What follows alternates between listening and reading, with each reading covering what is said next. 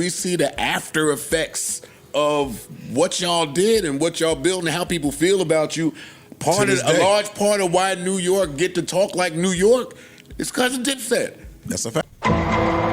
Now, y'all know we had to see what Joe had to say about this Jim Jones and Cameron back and forth earlier this week. Y'all better like the video. You better subscribe. Let's get to it right now. I don't like any of it. Let me preface anything I have to say in this conversation with, I hate it as a New Yorker, New Jerseyan. Same. Don't like it at all. I don't like it. And while he said some of these or most of these points before Cam, I feel like it's different because we continue to see y'all together. So we've seen y'all do the verses. We've seen y'all do the Kith ad in Madison Square Garden that was big.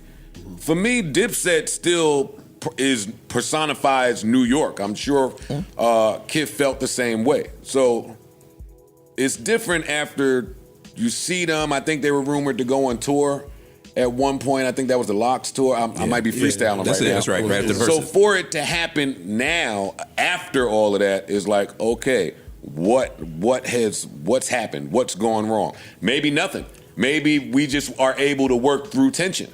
That's what I take from it. Yeah, I think we not cool. We not cool, but we got business together. And that's what they said. And I'm not going to let it fuck the money up. They hadn't seen each other before the verses, and then they say we ain't talk after the verses. I looked at the way Cam even promoted the verses. Mm-hmm. Jim and Jewels was going hard for weeks, not a peep from Cam, until like the day before or something, and he put the flyer up or something and said, "Yo, switch the check cleared." No, that's all he said. Cam. It was like, basically, this is business. I got paid. Here's my obligation to post. See y'all there. Even there, I talked to some people that were at the verses over there on that side with them. They was like, yo, we didn't know if Cam was coming. No, they said Cam was about to leave. No. I was there. Cam came like nobody knew Cam was coming. Yeah. The direction he came and went upstairs. They didn't see him. There was no communication between them niggas. Because Jewels and Copper was in the same dressing room by the exit. Cam wasn't there. I think Cam was upstairs, and nobody knew. They was like, we don't even know if he's going to show. Yeah, that was what I was told from folks. And that Steve Stout thing, I mean, Cam was saying the whole time, like, he never wanted to do this. He always wanted to do a tour. It was always more lucrative. They wanted to do versus he wanted to do the tour, and they just decided he gave in after the check got right, which I understand. Even in that, they said that Cam was the reason that the check got right. Right. Jadakiss said, shout to Cam. They accepted a dollar amount. Cam did the negotiation for everybody, and they got a way bigger payday than what they was going to get originally. Even in that, they said Cam got all the money. Like, yo, in order to get him here, hey, you take ours. Oh, wow. So it's like, this is just business. I don't fuck with y'all. Y'all know I don't fuck with y'all, but I'm about my money. I would just think, I didn't like hearing Cam belittle Dipset. And not belittle, but to him it was just like, he minimized yo, this shit was from 01 to 08, 09, and that was it. Like, that's it, it's over. And I'm like, not as a New Yorker, bro. Not as a New Yorker, nigga. We see the after effects of what y'all did and what y'all built and how people feel about you. A large part of why New York get to talk like New York is because of Dipset. That's a fact. So yeah, it bothers me to hear, see this from a fan standpoint. Yeah, but Cam is looking as he sounded hurt at whatever Jim said. He sounded hurt that Jim was like, yo, I came up with the pink. I came up with the aesthetic. But when he mentioned it, he was like, you built the whole everything. Now, if you took it like that, I understand Cam feeling away. If you took it like something I created, my man or anybody else is running around saying he's the sole person responsible for it or in large part responsible for it, you're going to take offense. You're going to take offense. But we've seen, like, again, when Jim, they tell a story of when Jim created Bird Gang, Cam go and trademarks it.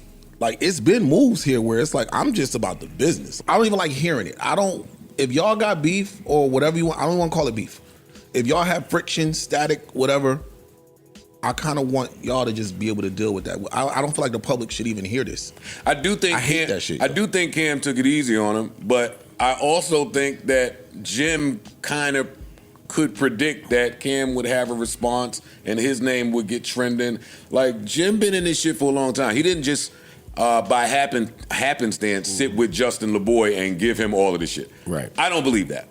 I believe if he gave him what he gave him, he knew what was coming and had a plan. His caption underneath the freestyle says, "Who am I to fuck this moment up or miss this moment? I got an album coming, I got a movie coming, everything is coming, and I'm dropping something now." So I mean, niggas ain't stupid out here. Yeah. Now, as much as I hate to hear from it, boy, did I laugh at some of the shit Cam said. Now, I'm laughing as a 44-year-old man. Cam's funny. So Cam is fucking hilarious as hell. Well, Cam is funny, but I wasn't laughing at Cam trying to be funny to Jim because I love them both. I'm not in that. I'm just laughing as like an adult at some of the shit Cam was saying. He said, "Yo, nigga, you're not from Harlem." And he named 4 blocks. He named 4 to 5 blocks and said, "We ain't see you nowhere." I was like, okay. Harlem is mad. Wait, what else he said that was funny? He said some funny shit. Oh, he said when he went on his diatribe about all the people that Jim has pieced it up with. See, Cam was doing that to be funny. I think that's dope. It is, yeah. And he said it was dope at the end. At the end, he said that. But you know why he said. I think it's dope to piece it up with people that you had friction with, especially if niggas got to shooting over it. Right. That's kind of fly to me. When he was telling his the Jim Jones origin story of, yo, we was already outside, me, Bloodshed, McGruff, yada yada yada, and we would see you and you would say, yo, y'all niggas is, I got the free crib. Y'all niggas is hot right now. I hear what you're doing. Like, you was a fan. I was like, okay, gotta take his word on what happened, but what's wrong with that? Y'all was hot as fish grease. If Jim is around, yeah, yo, y'all killing. You want to come through the free crib? Jim is a hustler, has embodied that since, and Jim was in What Mean the World to You, which is 98? 8. Once you get to talking about Children of the Corn and all of that, that's for the heads. Yeah. That's for the heads. But when you got your shot, Jim was next to you, and I have to assume that you saw value in it because you kept him there. I hate to see him go. I just hate to see him do this. Can we just add, though, the comedic value was enhanced by Mace snickering in the background while eating popcorn. That shit was amazing. That was the best part to me. Every time when he's like, you was in the ocean, nigga, tasting water, all you hear is Mace laughing. That shit was perfect. Well, I don't have to say nothing if I taught you how to rap. See, I'm not trying to be funny. No, it's there. What is there for me to say? I taught you how to rap, and you say it. Well, then, give me some popcorn. He said in the new joint too. Yeah, niggas taught me how to rap. I went platinum, and he did, and he did. But Jim do keep alluding to, I gotta move this way and do what I gotta do because the lieutenant ain't take care of the capo. Yeah, like I don't know what that means. Like they got personal That's shit personal with them shit, man.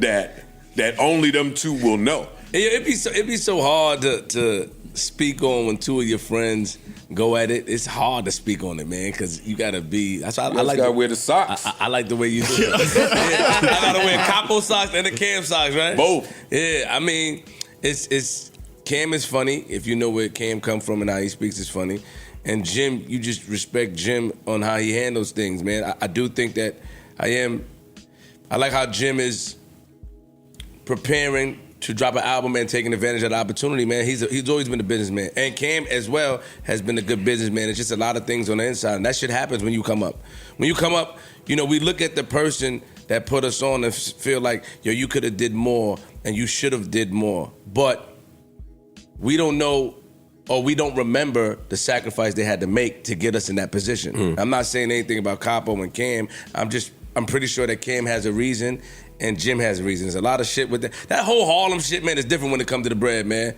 It's different. When it comes to the bread, them niggas be, yo, you ain't pay me, yo, you ain't do this, yo, damn, you ain't do this. It's just crazy. It's a lot of shit that come with that. And they piece it up. So I guess it's all about business. Me, I can't do that. It'd be too personal for me. Nigga, you have to give me a bag to calm down, nigga. Like, pay me my back end, retroactive shit, then I'm gonna be cool. You know what I mean? That was the other part that was funny about what Cam was saying. He was saying, no, you're not from Harlem, you're not from Harlem. And Cam could say all of this. Nigga brought up Jaja name. He started bringing up that nigga's name. They was getting real Harlem-y. Yeah. But he could say all of this stuff. But me as a listener, you know, I know a lot of Bronx niggas that claim Harlem. I do. Me too. Yeah. I didn't really think about it until they started doing it. I know a lot of Bronx niggas that took that trek over that little bridge and spent their time in Harlem. And then when they say, your grandma lived here, used to come over here, yes. And I was like, well, then, if my grandma is over there and I'm coming over there, I ran around here. I mean, and it don't help that, I mean, my whole professional career, Jim, been from Harlem. Yeah. As a New Yorker, whether Cam is right or not, Jim is from Harlem. Now, once again, shout out to the JBP for giving us some incredible content. And you can hear it in all of the co-hosts' voice. They don't like watching their New York icons and legends going back and forth. Like Joe said, one of the reasons that New York can talk like New York is because of Dipset and what that whole movement meant to hip-hop and the culture, as they say. I was thinking about it earlier. When dudes from the West Coast say the East Coast, they not talking about Detroit. They not talking about Atlanta. They not talking about Florida. They not talking about Chicago. They talking about New York. To them, New York represents the East Coast. And that's in part of Dipset, Rockefeller, Jay-Z. But see, Dipset, they felt like the enforcers. They felt like the real street guys. They felt like the dudes who was really talking to the streets, right? And yeah, it's almost emotional for these guys. You can hear it in Joe's voice, Ice's voice, Ish voice, Flip's voice. Flip, who has a personal relationship with Cam and Jim. You seen Flip do skits with Jim and Cam. I think he really kind of came up with Cam, or Cam gave him a shot back in the day when he was running around doing the Instagram videos on the phone. It was a lot of guys in New York doing funny skits, and Flip, he kind of just, you know, fought through all of the competition and made his way. And shout out to Flip, but, you know, he has to thank Dipset for that. And so it's hard for him, as somebody who has a relationship with both. It's like, I don't want to offend this guy. I love both of them. I don't really know what to say. And I don't know about y'all. I could just hear the emotions, man. Hip hop can get emotional. It reminds me of when Jim Jones was at Hot 97 a couple of years ago, and he was talking about Dipset, and he got teary-eyed. And, you know, shortly after that, we saw Jim and Cam come back together, but as they said in the pod, you know, they've gone back and forth, but it seems like Cam ain't really fucking with them, and it's about business. And I keep saying this. I feel like Cam was on some other shit when he said Jim Jones called me and he said we should fake a beef for the internet. This was years ago. He was like, he claims Jim called him and said, yo, you know, we should fake beef for clout. And Cam said he was turned off by that. But I could just tell at that moment, Cam was through. And that was years ago. And we seen them come back together, do shows, go on stage, do tours, pop out with Drake. And by the way, Jim said that wasn't true. He said that was cap. But that's the thing about Dipset. We don't know what's true and what's false. Cam got his side, Jim got his side. And see, if it almost felt like they were, you know, I know everybody knew Cam was the number one guy, but it felt like Jim was the number two, or it was like 1A and 1B, or it felt like Jim Jones had say over a lot of them other niggas in Dipset, just like Cam had some say. And maybe they all had to answer to Cam, But it always felt like a lot of them other niggas, Joel's, Freaky Zeke, whoever, they had to answer to Jim. And that's why it's weird, it's confusing. And then when you hear Jim talking about, you know, Cam ain't take care of the capo, that's why you hear Joe saying they must have something personal going on. And who knows what it is. I don't think Cam is the type of guy to talk about some real emotional shit on air or to the public. And I think Jim Jones is the type of guy, you know, if y'all pay him some money and the opportunity is right, he might speak on it. But I still think Jim Jones has a street element to him that won't allow him to really dive into some shit. You know, he might tease it on a TV show or some shit like that, but I don't think they really gonna ever tell us what's the real between them. I really started looking at Jim different when that whole 6ix9ine situation happened. And I wasn't looking at Jim like he was a snitch. I was looking at Jim like, hold on, like, Jim really calling shots like that. Like, Jim, like, y'all gotta go read through the paperwork, man. They was talking about Jim like he was Don Corleone or something like that. That's why I'm confused with this whole thing 50 Cent doing, talking about informant number 1 or what's that shit, whatever he talking about. I'm like, I don't know what paperwork you read. It sounded like Jim Jones was calling some shots. Maybe I read that paperwork wrong. Y'all let me know. But that just goes into both of them have their own pedigrees and they got respect in the hood. They got respect in the streets. And so it's one of those things where they just gonna go back and forth, and I don't think anybody's gonna really intervene. I think it's just something they have to figure out themselves. But as a Dipset fan, I'm tired. And I told y'all this already. I'm tired. I'm tired. I'm tired. We've seen y'all do this year after year after year, and then turn around and get on stage together. And like they said, Cam only comes around when it's a check. And that could be said about all of them, but